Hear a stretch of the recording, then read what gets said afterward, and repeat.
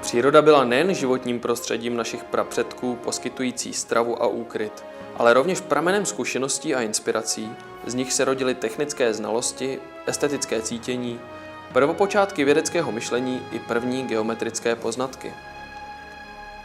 Geometrie je tedy velmi stará věda, ale bez její aplikace se neobejde ani naše doba. Aniž to tušíme, denně užíváme toho, co s geometrií úzce souvisí. Ano, i ty zdánlivě nejjednodušší tvary spolu se zajímavými tělesy, která pomocí nich vytváříme, nás provázejí naším světem po celý život. Pojďme se ponořit prostřednictvím architektury do tajů lidské vynalézavosti při kombinaci těchto tvarů od jejich raných počátků až po moderní architekturu.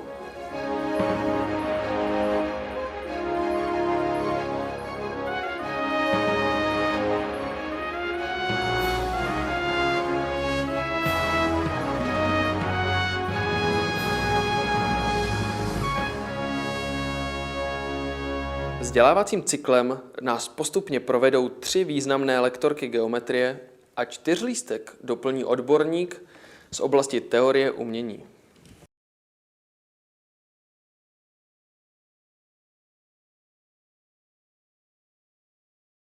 Velice krásné jsou globy barokní.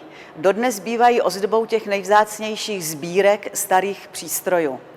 Stojím před globem, který znázorňuje nebeskou klenbu a její souhvězdí. My teď jsme zvyklí vidět samozřejmě na globusu většinou zobrazení zemského povrchu, našeho životního prostředí. Ale tyto hvězdné globy mají v sobě určité tajemství. Můžeme si všimnout, že tady vlastně vidíme ten celý vesmír jako zvenčí, kdybychom nebyli jeho spoluúčastníky. Ve skutečnosti však se na něj díváme zevnitř, tak jako v planetáriu.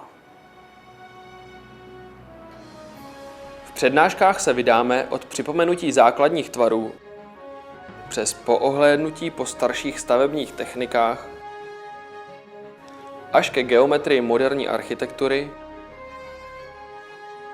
a na závěr se navrátíme zpět k přírodě, jejíž nabídka tvarů je nevyčerpatelná.